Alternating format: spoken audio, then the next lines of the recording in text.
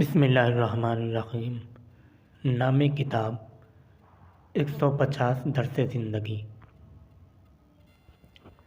نقش قلم۔ امام صادق علیہ السلام فرماتے ہیں: لم ارباکین احسن تبسما من القلم، نور الحقیقہ و نور الحدیقہ، صفحہ 109۔ میں نے کسی گریہ کرنے والے کو قلم کی طرح بہترین طریقے سے مسکراتے نہیں دیکھا۔ مختصر وضاحت: قلم انسانی شفقتوں، مہربانیوں اور عقل و خرد کا ترجمان ہوتا ہے۔ قلم تہذیبوں کی بنیاد رکھنے والا اور سماج کے پہیوں کو چلانے والا ہوتا ہے۔ قلم اپنے مسلسل گریہ سے انسانوں کے جان لیوا رنج و آلام کی علامت ہوتا ہے، اور اس تبسم سے بھی جو ہمیشہ اپنے دونوں لبوں کے درمیان رکھتا ہے، جس میں نشاط عشق، شوق حیات، راز زندگی اور ہزاروں قسم کی خوبیاں پوشیدہ ہوتی ہیں۔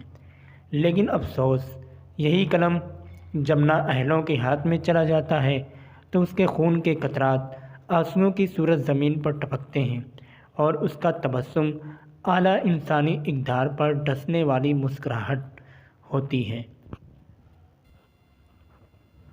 کتنے جرائم ایسے ہیں جو قلم کی پیداوار ہوتے ہیں، اور کتنے ظلم و ستم ایسے ہیں جو قلم کی گردش کا نتیجہ ہوتے ہیں۔ آفرین ہو ان قلموں پر جو حق کی راہ میں حرکت کرتے ہیں اور نیک بختیاں تخلیق کرتے ہیں۔ دو عظیم ذمہ داریوں کے درمیان۔ امام صادق علیہ السلام فرماتے ہیں: المؤمن بین مخافتین ذنب قد مضی لا یدری ما صنع اللہ فیہ وعمر قد بقی لا یدری ما یکتسب فیہ من المہالک۔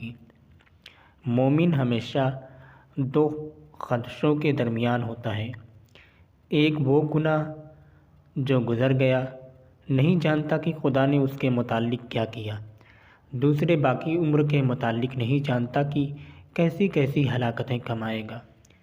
مختصر وضاحت: ایمان کی سب سے صاف علامت ذمہ داری کا احساس ہے، ان انجام دیے ہوئے اعمال کا ذمہ دار ہونے کا احساس، اور آئندہ کے فرائض کے سلسلے میں ذمہ داری کا احساس بھی۔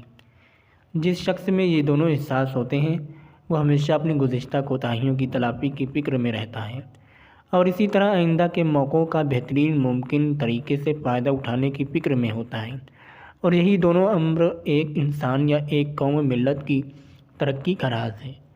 جو لوگ نہ گزشتہ اعمال کے متعلق فکر کرتے ہیں، نہ ہی آئندہ کے فکر مند ہوتے ہیں، وہ بیچارے بدبخت ہوتے ہیں۔ سماج کی نابودی کے اسباب۔ پیغمبر اکرم صلی اللہ علیہ وآلہ وسلم فرماتے ہیں: اربع لا يدخل بیتا واحدۃ منہا الا خرب ولم یامر بالبرکۃ، الخیانۃ والسرقۃ وشرب الخمر والزنا۔ چار چیزیں ایسی ہیں کہ اگر ان میں سے کوئی ایک بھی کسی گھر میں داخل ہو تو وہ ویران ہو جاتا ہے، اور خدا کی برکت اسے آباد نہیں کرتی: خیانت، چوری، شراب خوری اور زنا۔ مختصر وضاحت: نہ صرف تمام گھر بلکہ سماج بھی اس قانون سے مستثنیٰ نہیں ہے۔ جس وقت خیانت کسی سماج میں سرایت کرے تو اس سے روح اعتماد ختم ہو جاتی ہے۔ جس وقت اس میں مختلف شکلوں میں چوری پیدا ہو جائے تو ان لوگوں سے سکون و آرام سلب ہو جاتا ہے۔ جس وقت ان کے درمیان شراب خوری رائج ہو جائے تو ناتواں ابکار اپاہج بچے اور بے اثر جوان جنم لیں گے۔ جس وقت ان کا دامن عصمت دری سے آلودہ ہو جائے تو خانوادے کی اساس متزلزل ہو جائے گی، اور ان کی آئندہ نسلیں برائیوں میں مبتلا ہوں گی۔ کاہلی اور فقر۔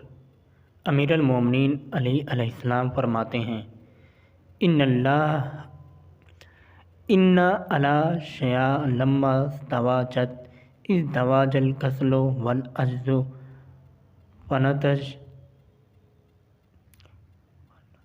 فنتج منہما الفقر۔ جب چیزوں کی ایک دوسرے کے ساتھ شادی ہو رہی تھی تو کاہلی اور عاجزی کی شادی ایک ساتھ ہوئی، اور ان سے فقر پیدا ہوا۔ مختصر وضاحت: ہر شے سعی و کوشش سے حاصل ہوتی ہے۔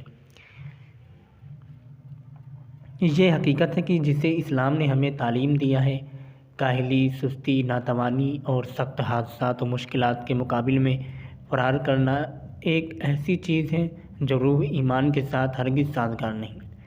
یہ وہ مولود ہے جو فکر و تنگدستی کے علاوہ تمام جہات، اقتصادی، اخلاقی، معنوی سے فکر و تنگدستی نہیں ہوگی۔ حالانکہ با ایمان لوگوں کو چاہیے کہ تمام جہات میں خود پر اعتماد کریں اور دوسروں سے بے نیاز ہوں۔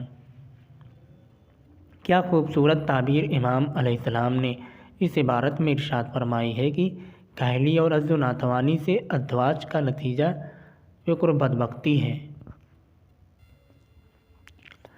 دلوں پر علم و دانش کی بارش۔ یا بنیا ان اللہ عز و جل یحیی القلوب بنور الحکمت کما یحیی الارض بوابل السماء۔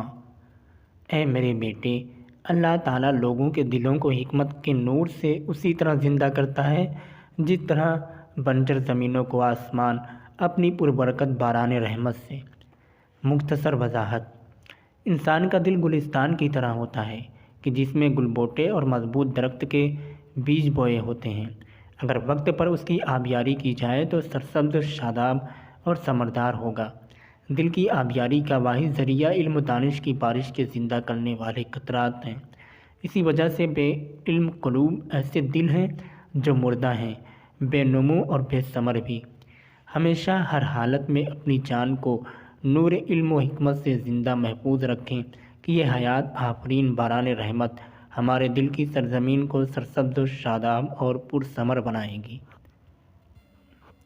سرچشمہ تکبر۔ امام صادق علیہ السلام فرماتے ہیں: ما من رجل تکبر او تجبر الا لذلت وجدہا فی نفسہ۔ کوئی بھی شخص دوسروں پر برتری نہیں جتاتا اور نہ ہی اتراتا ہے مگر اس حقارت کی وجہ سے جو وہ اپنی ذات میں احساس کرتا ہے۔ مختصر وضاحت: یہ نکتہ آج علم نفسیات کی تحقیقات کی روشنی میں مسلم ہو چکا ہے کہ تکبر اور